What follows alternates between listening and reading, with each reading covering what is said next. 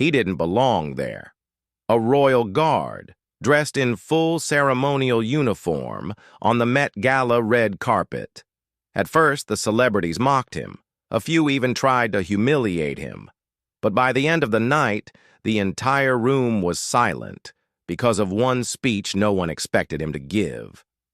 Before we reveal what happened inside the most exclusive event of the year, hit that subscribe button and drop a comment below telling us where in the world you're watching from. Now, let's get into it. They called him the last of his kind. Sergeant Thomas Bellamy had stood outside royal chapels, funerals, and palace gates for nearly 3 decades. Through every changing season, through every shift of monarch or prime minister, he remained a statue in red and black, carved from silence and discipline. He never once turned his head when insulted by tourists. He never flinched when paparazzi shoved lenses 2 inches from his face. He never moved unless the command was given. At 52 years old, his posture was straighter than recruits half his age. His boots were always mirror-shined, his gloved hands locked in front of his waist, never twitched, no matter how long the ceremony. Inside the barracks, they called him the Oak, not because he was stiff, but because nothing could shake him, not rain, not ridicule, not time. Few recruits knew Thomas had once been deployed to Afghanistan before his ceremonial posting, 3 tours. In fact, he'd earned medals that stayed in drawers rather than on his chest. When younger guards complained about 8-hour shifts in ceremonial positions, Thomas would sometimes give a thin smile. He had once stood guard in Helmand Province for 36 hours straight, never moving, even as firefights erupted a kilometer away. Discipline wasn't something he practiced, it was something he embodied. On the parade grounds, stories about Thomas circulated like folklore. How he'd once stood so perfectly still during a thunderstorm that passing tourists thought he was a wax figure placed outside as a publicity stunt. How a colony of sparrows had once built a nest on his bearskin cap during a particularly long ceremony, and he hadn't moved an inch until the birds departed naturally. Most were exaggerations, of course, but not all. So when the guard captain summoned him into the briefing room and handed him an envelope bearing the royal seal, Thomas expected a new assignment at Windsor or possibly a shift at St. James's. What he didn't expect was what he read. You are to attend the Costume Institute Gala, New York, representing British ceremonial tradition at the request of Her Royal Highness, the Duchess of Edinburgh.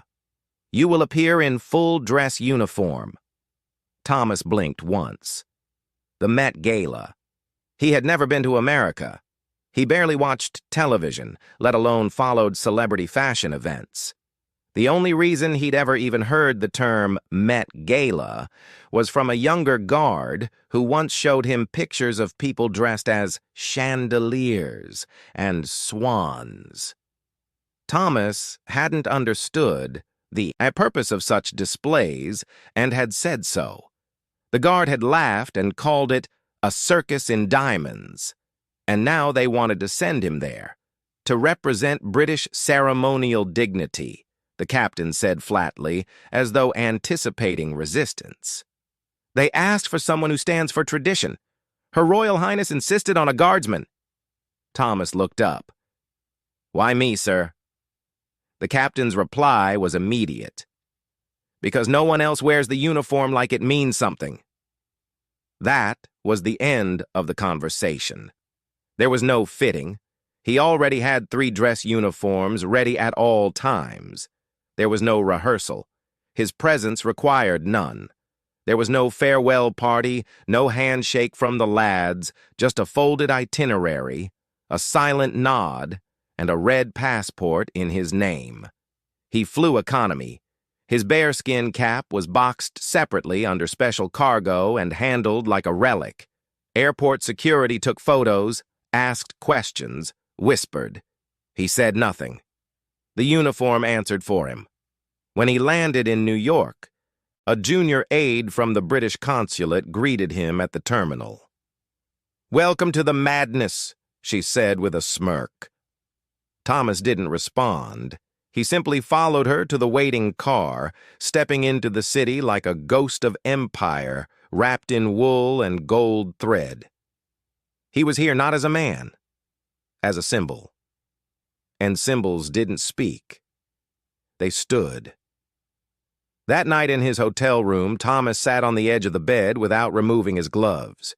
He stared at the uniform laid out across the chair, the same red coat he'd worn while standing guard at Queen Elizabeth's funeral, the same black trousers pressed with military precision, the same white belt he had once adjusted for a child who'd wandered too close to the gates.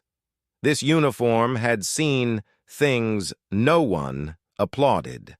The cold stillness of state funerals, the quiet heartbreak of soldiers' return, rain pooling under his boots while tourists took photos, crowds shouting nonsense, laughter ringing in his ears, never once justified with an answer.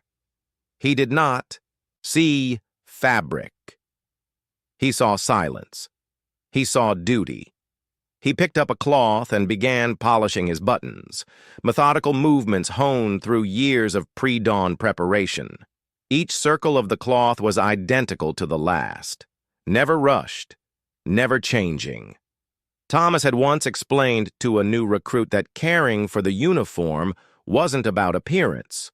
It was about respect for what came before and for what would come after. The room's television murmured in the background, entertainment news buzzing about which celebrities would make dramatic entrances tomorrow, which designers had created the most outlandish interpretations of this year's theme. Thomas barely registered it. His focus remained on the uniform, on his movements, on the preparation that had defined his life long before Hollywood or runways had meant anything to him. He glanced at the mirror. His eyes were sharp, cold, not angry, not tired, just fixed. This was not a mission he would have chosen, but he had not served 27 years to begin choosing now. A knock at the door. A junior event coordinator dropped off a printed guide. "Red carpet arrival is 6:45, she said, glancing at the uniform. "They'll be expecting something theatrical," she said, glancing at the uniform. "You'll fit in or stand out. Honestly, I'm not sure." Thomas nodded once, closed the door. He stood alone for a while longer, then picked up the bearskin cap and held it in both hands. It was going to be a long night, but standing still, he could do that. The car pulled up to the steps of the Met just after sunset. Photographers were already shouting, lights flashing in bursts that painted the red carpet in flickers of white. Heels clicked across the granite, velvet trains swept the stairs, and laughter echoed off marble columns as guests in jeweled gowns and sculpted suits posed for angles that would be seen across the world within minutes. And then the door opened. Out stepped Sergeant Thomas Bellamy in full ceremonial uniform. And the effect was instant. The flashing slowed. Conversations paused. The nearest camera turned reflexively, unsure what exactly it was looking at. Thomas stepped forward in slow, deliberate precision. Red tunic pressed and perfect, white belt gleaming, black trousers creased sharp as razors, and atop it all, the bearskin cap towering unmistakably, the silent crown of 500 years of ritual. He didn't glance around, didn't acknowledge the growing circle of confusion. He simply walked the length of the carpet with the same posture he used at Buckingham Palace, unblinking, controlled, entirely unaffected. A woman in a silver mask whispered to her date, "Is that real? Part of the theme, maybe?" Someone else said, "Old world meets high fashion." A reporter holding a mic trailed him a few paces, unsure whether to speak. "Sir, are you with someone? Are you part of a designer installation? Thomas didn't respond. He was standing at attention now, just off to the side of the main flow of arrivals. Not blocking, not loitering, just present. Another woman snapped a selfie from several feet away and tagged it Fashion Night. Within minutes, the post had gone viral. Inside, staff scrambled. The guest list confirmed his attendance. Official representative of the British Crown, listed by title, not name. Still, no one quite believed it until they saw him in person. In the reception atrium, between sculptures and couture gowns, murmurs spread like perfume through the room. Designers exchanged puzzled glances. Models giggled. One whispered, "That's commitment to a role." A celebrity chef passed him on the way to the champagne bar and muttered, "Blimey, someone's cosplay budget went full monarchy." Still, Thomas remained perfectly still. He was not there to make impressions. He was there to represent something most of them couldn't pronounce, let alone understand. It is just vanity in older clothes. It went on like that for an hour. Not hatred, not malice, something softer, something worse. Dismissal. Thomas began to notice patterns. The way guests avoided his gaze, the way conversation shifted whenever they passed him. He wasn't scenery, but he wasn't quite human to them either. Just a symbol they didn't want to understand. The insults weren't loud. They weren't confrontational. They were careless, which made them more honest. At one point, a designer, a famous pop artist, leaned over to a stylist. "What's with the toy soldier?" "He's British," she replied, stifling a laugh. "I think they actually dress like that." On a nearby platform, a fashion editor whispered into her phone, "It's performance art. Has to be Banksy, probably." The speculation only intensified when Thomas stepped briefly into the main hall during the first wave of cocktail service. He took a single step inside and stood at one of the archway alcoves, upright, silent, alone. The lighting hit the brass detailing on his buttons just so, and from a distance, he almost didn't look real. A makeup artist walked by and murmured, "They built him too lifelike." But it was the silence that unnerved people the most. Amid the noise, the buzz, the curated chaos, here was a man who did nothing except exist with purpose. Someone tried to ask him for a photo. No response. A stylist offered him a champagne flute. He didn't even glance. By the time the third wave of guests arrived, someone had placed a captioned photo of him on a fashion blog titled, "The Best Dressed Wall." He was being memed, but no one laughed to his face because something about him, not his clothes, not his stillness, but the weight he carried, felt like it didn't belong to their world. A film director said aloud, "He's more intimidating than the security." He wasn't. He was just real, more real than anyone expected. The main hall was louder now. Music pulsed low beneath the chatter of champagne glasses and curated laughter. Perfume hung in the air like tension. It was the kind of event where eye contact was currency and every smile was measured in Instagram potential. Thomas remained unmoved. He had been stationed near the grand staircase beside a sculpture of molten glass and a hedge carved into the shape of an abstract angel. He didn't blend in. He never could. But he stood as still as if the building were Buckingham Palace, and his eyes had been trained not to blink since childhood. People passed him with curious glances, unsure whether to approach or ignore him. Most chose the latter. A cluster of younger guests, low-level influencers judging by their attempts at volume, pointed at him and burst into laughter. "Is this like AI or something?" One said. "Maybe it's a prank. British humor, right?" "Dude, If I dressed like that, my dad would disown me." A designer in a sequined cape passed close by and muttered just loudly enough, "There's a reason the empire fell." Thomas didn't move. He had stood in the rain outside Westminster Abbey while thousands filed past in silence. He had held vigil during military funerals when not even the bagpipes dared weep. He had watched children drop poppies at the foot of statues older than the buildings around them. This was noise. A famous actress who had won an Oscar for portraying a 19th century queen approached him, studying his uniform with what seemed like genuine interest. "That's the real thing, isn't it?" she asked, her voice carrying a respect that seemed out of place in the room. When Thomas didn't answer, she nodded as if understanding.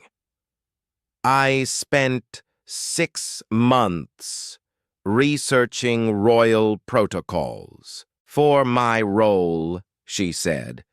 "The discipline you people maintain, it's extraordinary." She lingered a moment longer, then moved on, the only person so far who seemed to recognize what she was seeing. At the far end of the room, he spotted one of the aides from earlier, nervously eyeing him from a distance, half hoping he might ask to leave. He didn't. He stayed. A young woman in stilettos stumbled near him, clearly tipsy, clutching a clutch shaped like a goldfish bowl. "You're not even allowed to talk, are you?" she slurred. When he gave no answer, she waved her hand in front of his face. Nothing. She rolled her eyes and walked off. "We get it. You're committed." Soon after, a small cluster of celebrities began filming short videos near his position. One stuck out a manicured hand and tugged the edge of his sleeve. "Ooh, what's this made of? Wool? Polyester? Trauma?" Thomas remained motionless. They laughed, posted, moved on. A journalist brushed past and muttered to no one in particular. Traditioner, tall, powdered, and dressed like a raccoon chandelier, stopped beside him while posing for photos. "Tell me," the man said, not to Thomas but to his entourage. "What's the point of dressing like that? Silence doesn't make a statement anymore. It just makes you invisible." Thomas blinked once, the only movement all night. Nearby, a server carrying champagne flutes had stopped beside him. She was young, plainly dressed, likely a student, roped into the evening through an agency. She had watched the interactions all evening from a few steps behind silver trays and careful smiles. Now she leaned in just slightly and whispered, "They don't know who you are, but they know you're better than they are." Thomas didn't look at her, but he heard her. The moment passed. He remained where he was, a solitary monument in a building made of spectacle until the announcement. A polished voice boomed through the hall, calling for attention. The music quieted. Spotlight shifted to the central stage platform where tonight's honorary guest, an avant-garde fashion designer with a reputation for anti-monarchical rebellion, was scheduled to deliver a brief address on the theme of breaking with the past. Thomas didn't react. He had stood through parades, ceremonies, and gun salutes. One more speech was just a ripple in the air. The man approached the podium in a peacock blue suit with a high collar and sunglasses despite the hour. The room hushed with a curated reverence, the kind that only money and novelty could command. "I stand before you tonight," the man began, "not in defiance, but in liberation. Liberation from the chains of obsolete traditions, from the stitched performances of loyalty, from uniforms designed to tell us who matters and who doesn't." There was polite laughter. "And I say this," he continued, "with great respect to our honored guests from abroad, even the ones who remain a little too quiet. Louder laughter now. Several eyes turned toward Thomas. The speaker smiled. You see, standing still may once have symbolized strength, but tonight standing still only shows that you haven't noticed the world has moved on. The applause that followed was not thunderous. It was sharp, short, satisfied. The man stepped back, smug and glowing beneath the lights, and then Thomas did the unthinkable. He stepped forward, 2 steps, measured, deliberate, boots striking stone with the gravity of a church bell. A hush fell so sudden, it was physical. He didn't march. He didn't rush. He simply moved to the front of the room, turned, and faced them. The microphone still rested in its cradle on the podium. He raised his gloved hand, took the mic. Someone whispered, "Is he allowed to do that?" The question floated unanswered. Thomas looked across the sea of jewels and shadows. Then he spoke. The microphone was built for performance, slim, wireless, perched atop a brushed steel stand designed to fade beneath glamour. But in Thomas Bellamy's hand, it became something else entirely. An extension of authority, of stillness refined into voice. He didn't clear his throat, didn't introduce himself. He just began. I've worn this uniform for 27 years. His voice wasn't loud, but it was precise. Each syllable sharp enough to cut silk. In that time, I've stood guard at coronations and funerals, outside chapels and cathedrals, in sun, snow, sleet, silence. No one moved. Thomas scanned the room slowly, not accusingly, not pleadingly, just marking presence. I've stood in front of grieving families as they said goodbye to fallen soldiers. I've stood while crowds mocked, posed, laughed, shouted. I've stood because standing for me has never meant doing nothing. He paused. In this uniform, stillness is not silence. It's service. A murmur from the back, then quiet again. I've heard many of you tonight speak of rebellion, he continued, of breaking tradition, of shedding the old to make room for the new. He didn't look at the designer who'd mocked him. He didn't need to. I'm not here to stop you. I'm not here to argue, but I am here to remind you that not every tradition was born to oppress. Some were born to honor. He took a single step forward, now fully center stage. The light caught his brass buttons. 1,000 camera phones now hovered in the air, recording, trembling, silent. This uniform was not stitched in fashion houses. It was stitched in centuries, in sacrifice, in dignity, in funerals with no flowers, in doors held open so others could pass through. First, his voice was the same as his posture, firm, unflinching. Tonight, many of you looked at me and saw a relic, a statue, a man too proud or too dull to realize the party had moved on. He tilted his head slightly. But here's the thing about standing still. It lets you see everything that moves too fast to notice itself. A quiet ripple of breath moved through the crowd. I watched you tonight. He said it without judgment, just fact. I watched you laugh at what you didn't understand.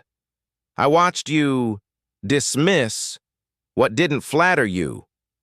I watched you reach for cameras faster than you reached for people. He let that sit for a moment. Then his voice softened almost imperceptibly. And I wondered, what would you have said to the boy whose funeral I stood for last spring? He was 19, same age as some of you when you walked your first runway. He never got that chance.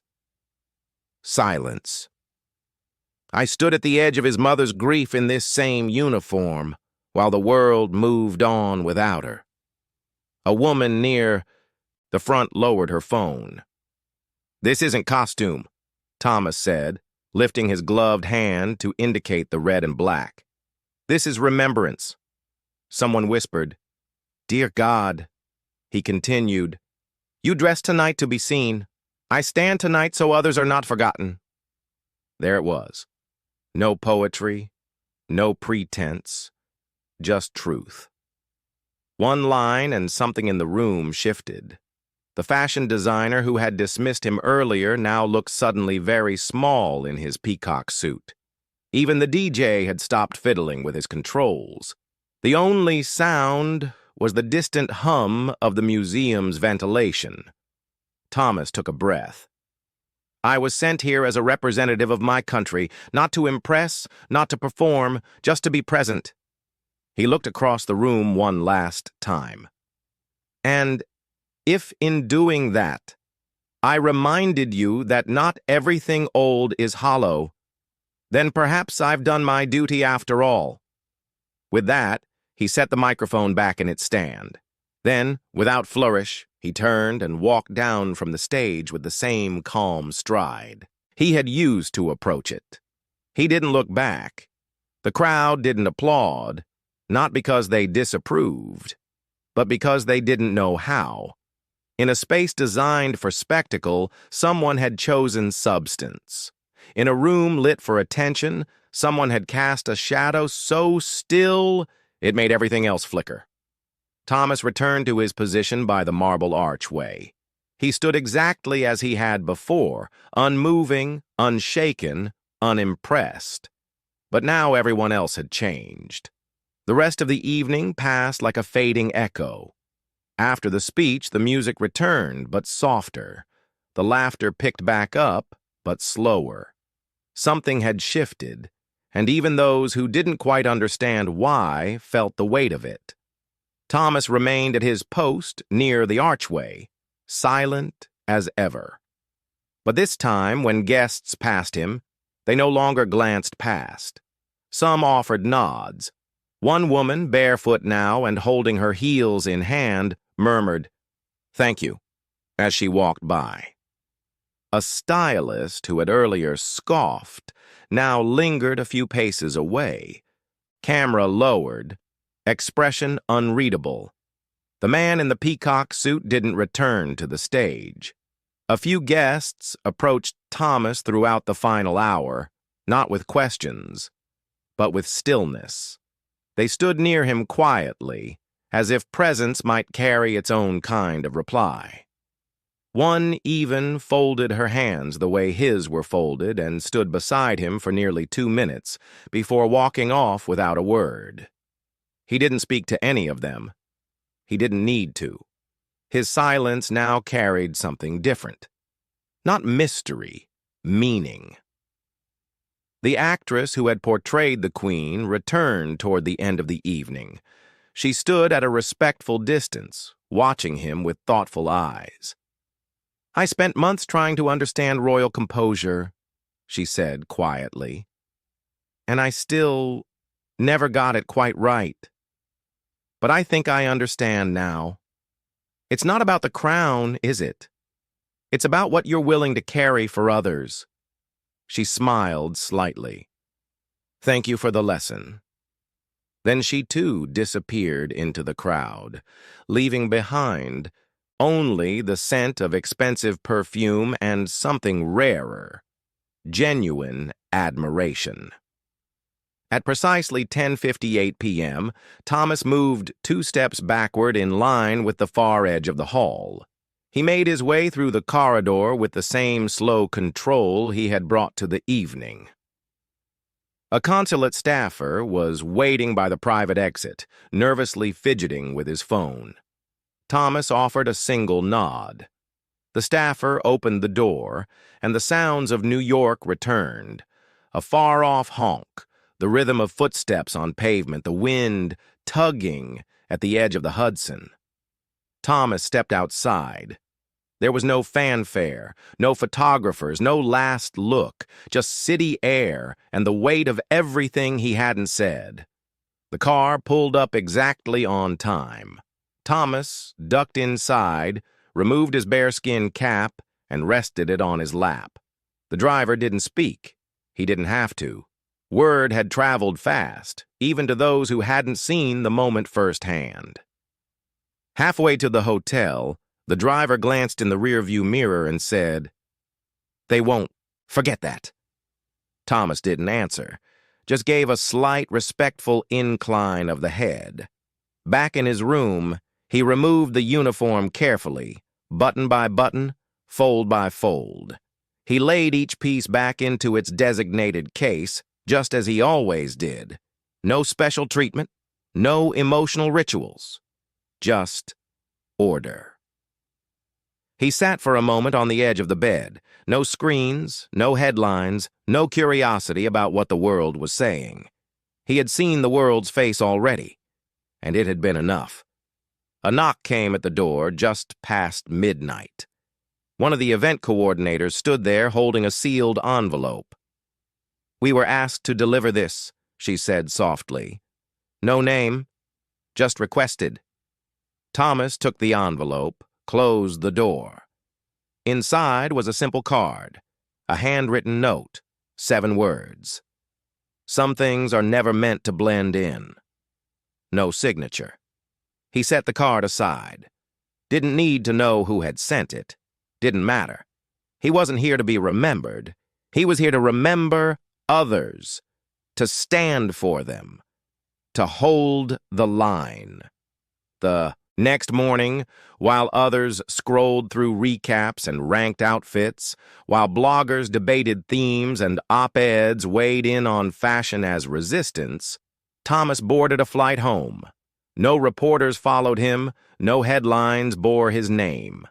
But that was always the point. He had entered their world without asking to be noticed. He left it without needing to be thanked. And somewhere in the hush of that cavernous museum, in the places where noise used to live, a man in red had stood for something older than applause.